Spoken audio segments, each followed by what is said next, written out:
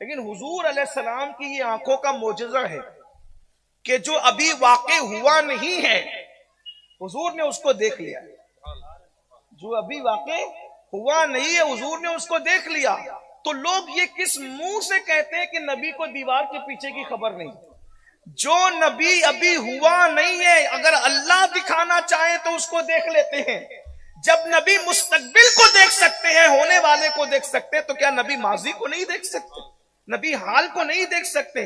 تو مسلمانوں اگر کلمہ پڑھتے ہو تو پھر نبی کی عظمت کے ساتھ کلمہ پڑھو.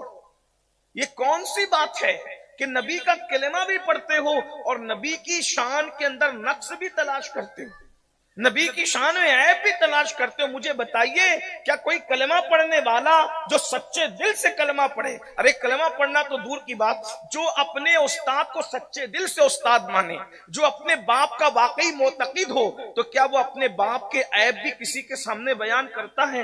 عیب ہونے کے بعد جب بیان نہیں کرتا تو آپ مجھے بتائیں وہ ہستی جس کو اللہ نے ہر عیب سے پاک پیدا کیا ہو. اور یہ میرا تمہارا صرف عقیدہ نہیں ہے، یہ تو اصحاب رسول کا عقیدہ ہے. وَأَحْسَنُ مِنْكَ لَمْ تَرَ قَطُّ عَيْنِي.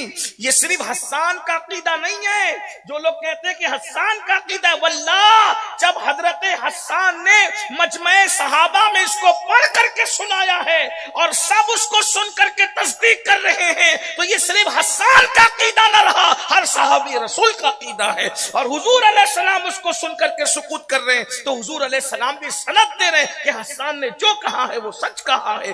وَأَحْسَنُ مِنْكَ لَمْ تَرَ قَطُّ عَيْنِي وَأَجْمَلُ مِنْكَ لَمْ تَلِدِ النِّسَاءُ خُلِقْتَ مُبَرَّأً مِنْ كُلِّ عَيْبٍ كَأَنَّكَ قَدْ خُلِقْتَ كَمَا تَشَاءُ. اگر 14ویں صدی میں بریلی کے قلندر کی زبانی اس کا ترجمہ کر سکتے تو اس طرح سے وہ کمال حسن حضور ہے کہ گمان نقص جہاں نہیں، یہی پھول خار سے دور ہے، یہی شمع ہے کہ دھواں نہیں. کروں تیرے نام پہ جاں فدا، نہ بس ایک جاں دو جہاں فدا، دو جہاں سے بھی نہیں جی بھرا، کروں کیا کروڑوں جہاں نہیں. میرے بھائیوں میں آپ کو صرف اتنا کہنا چاہتا ہوں، رسول اللہ کا کلمہ پڑھتے ہو پھر نبی کے بارے میں اس طرح کی بات تم کلمہ پڑھ کر کے خود کیوں کہتے ہو کہ ان کو تو سیدہ عائشہ کا ہار بھی پتہ نہیں تھا؟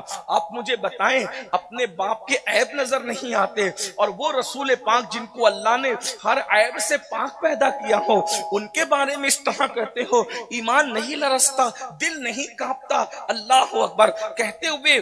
زبان جو ہے اللہ اکبر نہیں لڑکھڑاتی؟ ایسا کیوں ہے؟ یاد رکھنا اور اچھی طرح سے یاد رکھنا، کلمہ اسی کو کام آئے گا جو رسول اللہ کی عظمت کے ساتھ کلمہ پڑھے گا. اور اگر حضور کی عظمت کے ساتھ کلمہ نہیں پڑھ رہے ہو، کلمہ پڑھنے کے ساتھ شعوری یا لا شعوری طور پر آپ نبی کی بے ادبی کر رہے ہو، تو جو شعور کے ساتھ بے ادبی کرے تو وہ بدترین گستاخ ہے، مگر لا شعوری طور پر بھی اگر کوئی بے ادبی کر رہا ہے تو پھر وہ بھی مومن نہیں رہ جاتا. اس لیے کہ اللہ تبارک و تعالیٰ کے یہاں غیرت بہت ہے.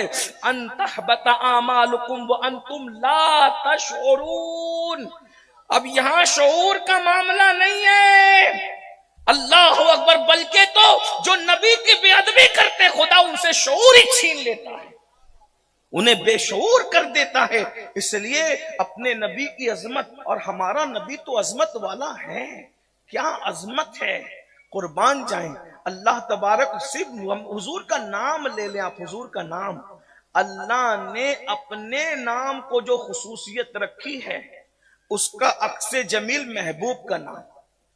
دیکھ لیں آپ، توجہ کر لیں آپ، اللہ کے نام کے 4 حروف ہیں تو اللہ نے اپنے محبوب کے نام میں بھی 4 ہی حروف رکھے، نہ 3 رکھے نہ 5 رکھے. پھر اللہ نے اپنے نام کے تیسرے حرف کو مشدد کیا، تشدید ہے اس پر، تو محبوب کے نام کے تیسرے حرف پر بھی جو ہے وہ تشدید رکھی، اس کو بھی مشدد کیا. اللہ کے نام میں جتنے حروف ہیں سب کو اللہ نے زیر سے پاک رکھا، تو محبوب کے نام کے بھی ہر حرف کو اللہ نے زیر سے پاک رکھا، کیونکہ زیر میں جھکاؤ ہے اور زبر میں بلندی ہے. کہا محبوب تیرے نام میں زیر بھی نہیں رکھوں گا، یعنی جس کو جھک کر کے پڑھا جائے وہ بھی تیرے نام میں نہیں ہوگا، جیسے میرے نام میں نہیں ویسے تیرے نام میں نہیں. اور محبوب میرا نام حروف کا محتاج نہیں تو تیرا نام بھی حروف کا محتاج ہے.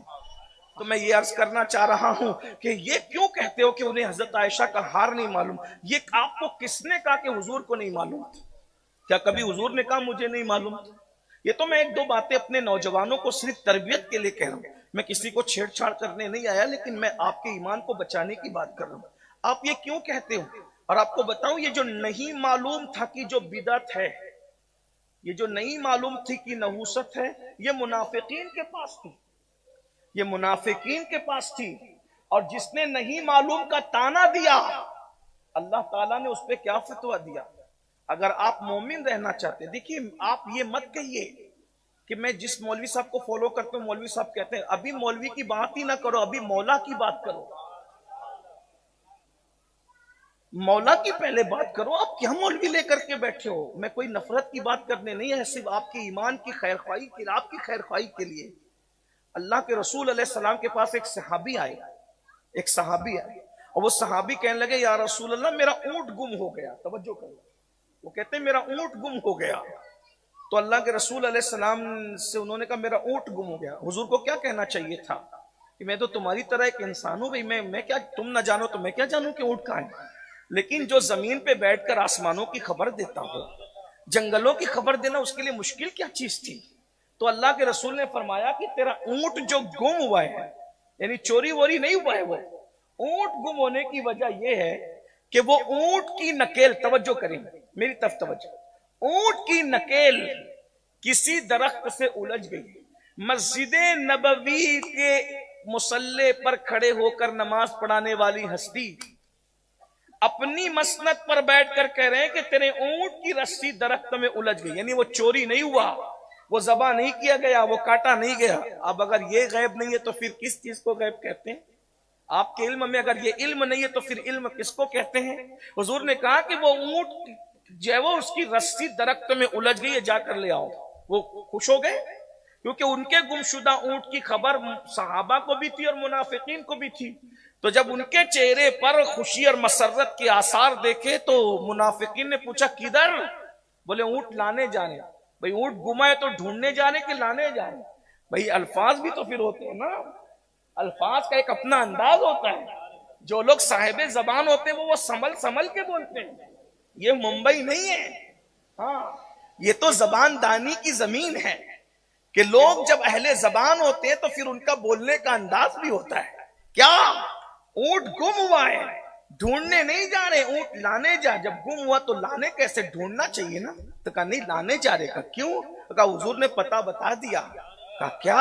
وہ درخت میں اس کی رسی الجھی ہوئی ہے۔ یہ اپنے نبی کی شان ہے، اور تمہیں بھی اپنے نبی کا کلمہ پڑھنے کے ساتھ جب تک دل میں عظمت مصطفیٰ نہیں ہے کلمے کا فیضان ملنے والا نہیں ہے۔ ورنہ قرآن کہہ چکا وَمِنَ النَّاسِ مَن يَقُولُ آمَنَّا بِاللَّهِ وَبِالْيَوْمِ الْآخِرِ وَمَا هُمْ بِمُؤْمِنِينَ۔ کچھ لوگ کہتے ہیں ہم ایمان لائے اللہ پر اور آخرت پر، مگر وہ مومن نہیں ہیں، اس لیے کہ ایمان کے تقاضے ہیں، ایمان کے کچھ تقاضے ہیں، ان تقاضوں کو پورا کرنے میں سب سے بڑا تقاضا یہ ہے، قرآن کہتا ہے لِتُؤْمِنُوا بِاللَّهِ وَتُعَزِّرُوهُ۔ ایمان لانے کے بعد سب سے پہلا فرض مومنوں پر یہ ہے کہ وہ نبی کی تعظیم کرے۔